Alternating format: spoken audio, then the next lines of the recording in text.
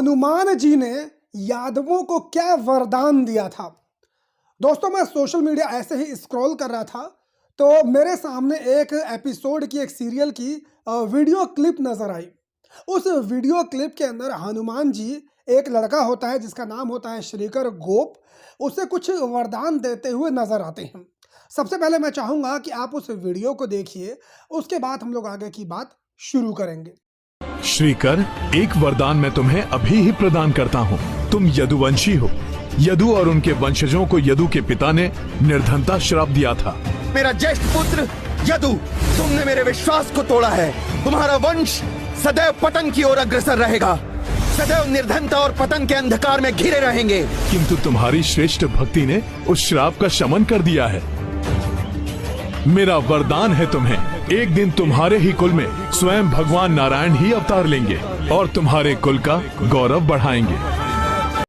तो देखा दोस्तों आप लोगों ने, इस वीडियो के अंदर हनुमान जी, ये लड़का है श्रीकर गोप, इसको वरदान देते हुए कहते हैं कि तुम्हारे पूर्वज महाराजा यदु को उनके पिता महाराजा ययाति ने निर्धनता का श्राप दिया था, लेकिन तुम्हारी इतनी अच्छी भक्ति हुई है, तुमने इतनी अच्छी तरीके से भक्ति हुई है, जिससे प्रसन्न होकर मैं यानी कि हनुमान जी इस लड़के श्रीकर गोप को वरदान देते हैं कि तुम्हारे वंश में स्वयं भगवान श्री कृष्ण का अवतार होगा और जो महाराजा ययाति ने उनके पुत्र यदु को श्राप दिया था निर्धनता का, उसका भी शमन हो जाएगा।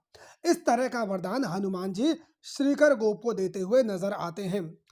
सबसे पहले दोस्तों मैं कहना चाहूँगा कि मुझे नहीं पता कि यह प्रसंग किस किताब में है। ये किसी सीरियल की क्लिप है। कई बार सीरियल्स में क्या होता है कि एंटरटेनमेंट के लिए गलत चीज़ें भी डाल दी जाती हैं, लेकिन मैं ना तो इससे गलत बोल रहा हूँ ना तो मैं इसे सही बोल रहा हूँ, क्योंकि मैंने ये प्रसंग किसी किताब में नहीं पढ़ा है। हो सकता है किसी न किसी किताब में ये प्रसंग ज़रूर होगा, हाँ, लेकिन मैंने ये ज़रूर पढ़ा है कि महाराजा ययाति ने अपने पुत्र यानी कि महाराजा यदु को श्राप जरूर दिया था, और इसके बारे में लगभग सभी लोगों को पता है। फिर भी नहीं पता कुछ लोगों को तो मैं बता देता हूँ। महाराजा यदु के पिता महाराजा ययाति थे। महाराजा ययाति के 5 पुत्र थे। उन्होंने 5 पुत्रों से बारी बारी अपनी आधी जवानी देने के लिए कहा था। महाराजा यदु चूंकि बड़े थे तो सबसे पहले ययाति ने यदु से अपनी जवानी देने को कहा था, लेकिन महाराजा यदु ने अपनी पिता की आज्ञा का उल्लंघन कर दिया था और अपनी जवानी देने से मना कर दिया था। जिसके बाद जो सबसे छोटे पुत्र थे पुरु, उन्होंने अपनी आधी जवानी अपने पिता यानी कि महाराजा ययाति को दे दी थी, और इस बात से नाराज होकर महाराजा ययाति ने अपने सबसे बड़े पुत्र यानी कि महाराजा यदु को श्राप दिया था, जिसके वजह से ही महाराजा यदु को चक्रवर्ती सम्राट नहीं बनाया गया।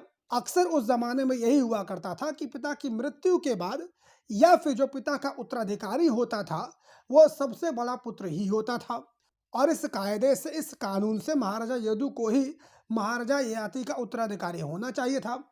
लेकिन चूंकि महाराजा यदु ने अपनी पिता की आज्ञा का उल्लंघन कर दिया था, इस बात से नाराज होकर महाराजा ययाति ने महाराजा यदु को अपने राज्य से निष्कासित कर दिया था और अपनी संपत्ति में से एक छोटा सा टुकड़ा महाराजा यदु को दे दिया था। वो भी इस प्रकार की भूमि महाराजा यदु को दी जो कि पूरी तरीके से बंजर भूमि थी। उनके पास बहुत ज़्यादा संसाधन नहीं थे और अपना उत्तराधिकारी अपने सबसे छोटे पुत्र पुरु को बना दिया गया।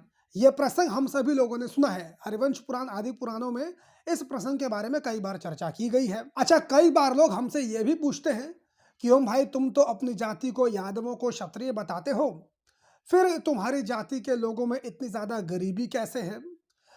यादवों की बहुत ज़्यादा रियासतें क्यों नहीं है, जैसे कि अन्य क्षत्रिय जो अपने आप को कहते हैं उनकी रियासतें हैं? तो उनका जवाब इसी प्रसंग से मिल जाता है। भैया, महाराजा यदु ने अपने पिता की आज्ञा का उल्लंघन कर दिया और ययाति ने अपने पुत्र को राज्य से निष्कासित कर दिया, संसाधन कम दिए, जिसके वजह से महाराजा यदु को पशुपालन आदि करना पड़ा, और इस तरीके से यादव समाज में पशुपालन की प्रवृत्ति ने जन्म लिया और यादव समाज के लोग मुख्य रूप से पशुपालन आदि करते थे। लेकिन जैसा कि हनुमान जी ने इस वीडियो में कहा कि श्रीकर गोप की भक्ति के वजह से जो महाराजा यादी का श्राप था यादवों को लेकर, उसका शमन हो गया, यानी कि वो श्राप पूरी तरीके से खत्म हो गया। इसीलिए आगे चलकर आप देखते होंगे कि भगवान श्री कृष्ण का जन्म होता है यादव समाज के अंदर, यदुवंश के अंदर। उसके बाद यादव समाज के लोग इतने ज्यादा शक्तिशाली हो जाते हैं कि एक समय ऐसा आता है कि पूरे विश्व के ऊपर यादव समाज का ही राज्य स्थापित हो जाता है। यादव समाज के लोग लगभग पूरे विश्व के ऊपर विजय प्राप्त कर लेते हैं। इसकी चर्चा गर्ग संहिता के विश्वजीत खंड के अंदर की गई है। आप सभी लोग जाकर देख सकते हैं, पढ़ सकते हैं। विस्तार से उसमें बताया गया है कि यदुवंशियों ने लगभग पूरे विश्व के ऊपर विजय प्राप्त कर ली थी और एक छत्र राज्य सिर्फ यादवों का ही था। अच्छा, एक और बात इसमें नोट करने वाली थी, इस लड़के का नाम था श्रीकर गोप और हनुमान जी इससे कहते हैं कि तुम्हारे ही वंश में यानी कि यदुवंश में भगवान श्री कृष्ण का जन्म होगा। अब बहुत सारे लोग हमारे विरोधी हैं, वो अक्सर कहते हैं कि गोप अलग होते हैं, यादव अलग होते हैं, लेकिन इस प्रसंग से यह साबित होता है कि यादव और गोप दोनों ही एक हैं।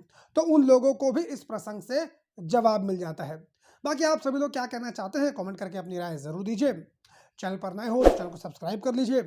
और आप सभी लोगों से मैं इतने दिनों से अपील कर रहा हूँ, एक बार फिर से अपील करता हूँ दोस्तों, मेरा पुराना वाला फेसबुक पेज हैक हो चुका है, मैंने नया पेज बनाया है। आप सभी लोगों से मेरा विनम्र निवेदन है कि मेरे नए वाले पेज पर जाकर उसे आप लोग फॉलो कर लीजिए और जितना हो सके उतना ज़्यादा लोगों से फॉलो करवाइए। बाकी ट्विटर पर आप हों तो ट्विटर पर भी मुझे फॉलो कर सकते हैं, इंस्टाग्राम पर भी मेरी आईडी है। आप लोग अगर इंस्टाग्राम यूज़ करते हैं तो वहाँ पर भी मुझे फॉलो कर सकते हैं। मुलाकात करता हूँ किसी और वीडियो में, तब तक के लिए बहुत बहुत धन्यवाद। जय हिंद।